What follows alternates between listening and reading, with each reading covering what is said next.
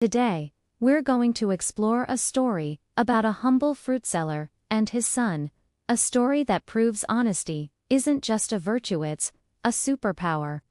This is the tale of the fruit seller's secret. In a quiet, picturesque British village, there lived a young boy named Oliver and his father, Mr. Bennet. Together, they ran a modest fruit stall in the bustling market square.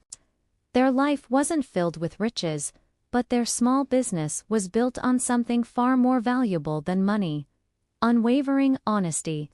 One sunny afternoon, as Oliver arranged a basket of shiny red apples, a thought popped into his head. "Father," he said, turning to Mr. Bennet, "why don't we keep the very best fruits aside? We could sell them at a higher price to the wealthy folks from town.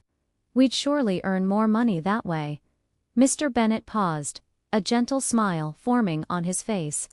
He looked at his son with kind eyes. "Oliver," he began softly, "selling fruit isn't just about business. It's about building trust. People come to our stall, day after day, because they know we are honest. They know they'll get a fair price for good fruit.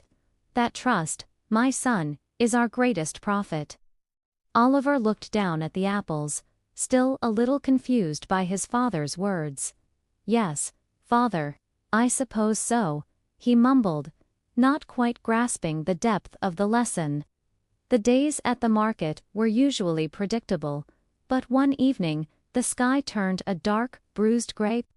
A sudden clap of thunder sent a shiver through the air, and a downpour began. The once lively market emptied in a flash as people scrambled for cover. Just as Mr. Bennet and Oliver were about to pack up, a tall, imposing figure emerged from the rain. He wore a long, dark coat and a wide-brimmed hat that shadowed his face.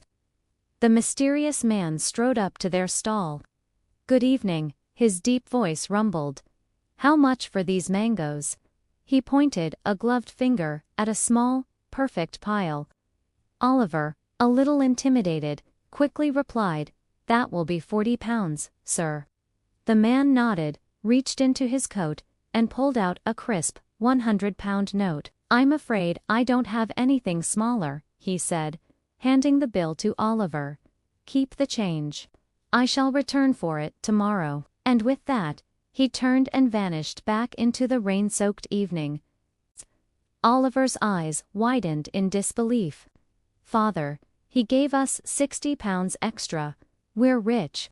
Mr. Bennet took the note calmly from his son's trembling hand. "No, Oliver, that money is not ours, it belongs to him. If he returns, we must give it back." "But father," he started to protest.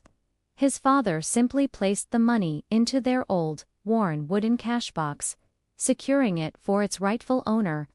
That night, as the rain drummed against his window, Oliver couldn't stop thinking about the extra 60 pounds. It was a small fortune to them. A day passed, then two, then a whole week.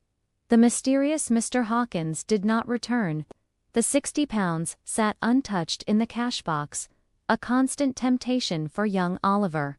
The doubt that had been a small seed in his mind began to sprout. "Father, it's been a week now. He's clearly not coming back for the money. Why are we still holding on to it? We could buy so much more fruit, we could fix the roof, we could—" Mr. Bennet stopped polishing an apple and looked at his son. "Oliver, honesty is not for show. It's not something you do when people are watching. The true test of your character is what you do when you think no one will ever find out." Oliver kicked at the leg of the stall, frustrated. "I still don't understand, father." He just couldn't see the logic in letting such an opportunity slip away.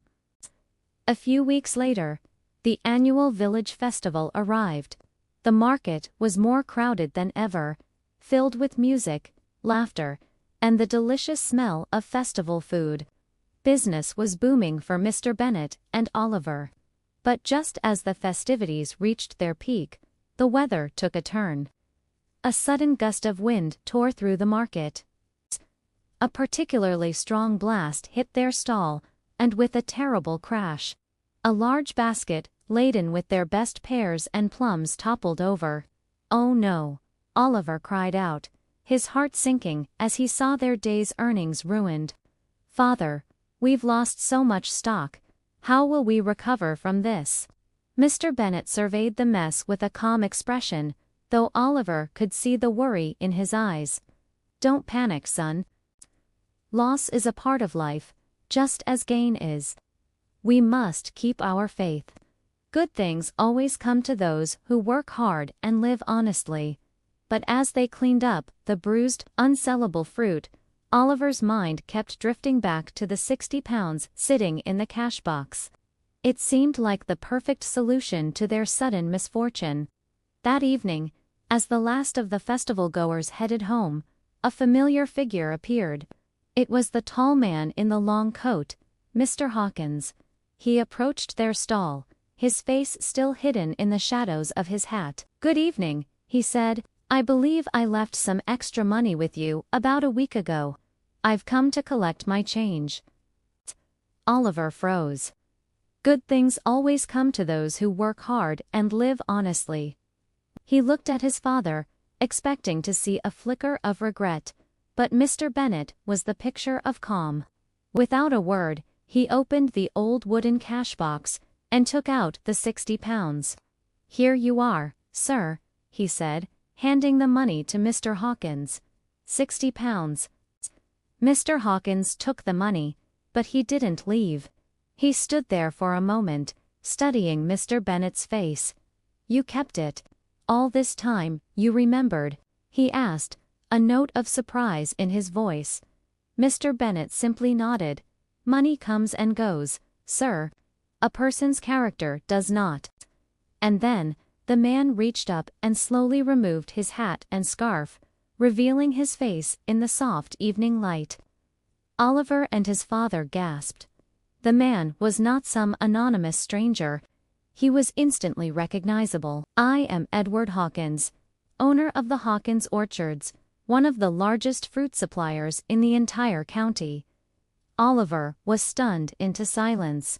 "You're the real Edward Hawkins," he stammered. Mr. Hawkins smiled. "Indeed, I've been looking for an honest partner to manage distribution from my orchards.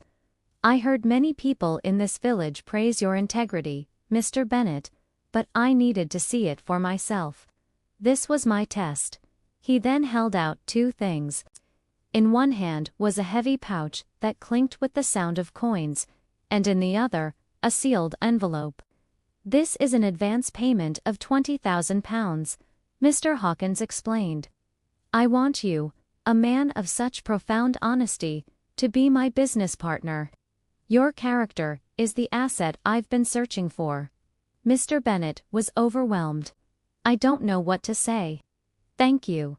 Oliver looked from Mr. Hawkins to his father. "Father," he whispered, his voice filled with awe. "You were right. You were right all along." As the wealthy orchard owner walked away, leaving them with a future beyond their wildest dreams, Oliver finally understood the lesson his father had been trying to teach him.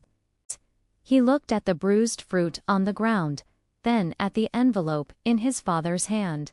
"Father," he said, "I didn't realize that small act of honesty, just returning that £60, it brought us something far greater than we could have ever imagined."